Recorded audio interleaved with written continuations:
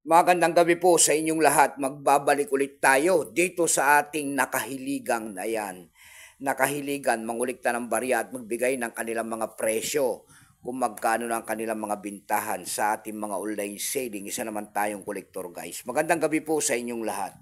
Ang pag-uusapan natin barya ngayon guys, ito po ay barya po ng Malaysia. Nagara, Malaysia. Ayan ang ating pag-uusapan barya. Ayan, malabo Kintab kasi guys, kaya malabo. 50 cent po ng bansang Malaysia. Ayan. 50 cent Nagara, Malaysia. Malabo. Makintab kasi guys You know. Nagara, Malaysia ang ating pag-usapang barya. 50 cent po yan, ayan. Pero bago tayo magsimula sa ating talakayan, syempre po, nakagawian na natin yan. Magpapasalamat muna tayo sa lahat ng masugid na mga tagapagsubaybay dito sa aking YouTube channel. Lalo-lalo na po ang aking mga subscriber dyan. Magandang gabi po sa inyong lahat. God bless and take care po. Maraming salamat din po sa mga manonood ko dyan sa aking FB page. Ayan. Sa akin namang FB page. Ayan.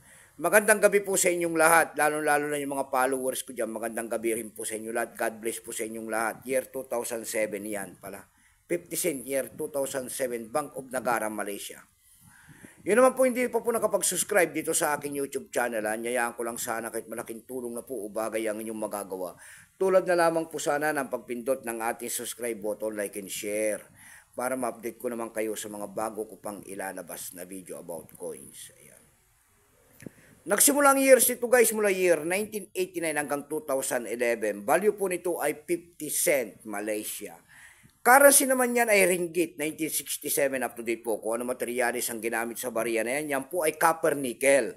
May bigat lamang itong 9.33 grams. May haba itong 27.76 mm. May kapal po naman itong 2.8 mm. Orientation ay medal alignment. Ayan, number M-1655. Reference number KM-53.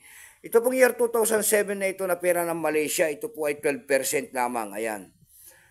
Wala pa po maipakita ng Malaysia kung ilang piraso po ang ginawa sa barya na yan. Pero may price appraisal na rin po yan kung tawagin ng ating mga kolektor. May pinesyon na po doon sa ating numista.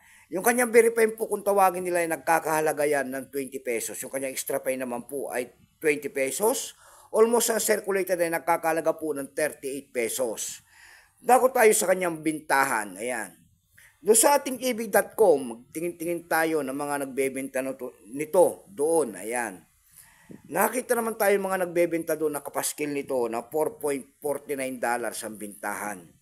Meron naman tayo nakita doon nagbebenta nito ng $2.79. Yung pinakamababa po ay $1.79. Dako naman tayo sa Carousel PH. Sa Carousel PH naman po guys, meron tayo nakita nagbebenta nito ng 100 pesos. Nasundan po yan ng 90 pesos. Ang pinakamababa po na bintahan doon ay 50 pesos na. Ayan lamang po ang aking may babahagi sa inyong kanyang presyo. Ayan, magandang gabi po sa inyong lahat.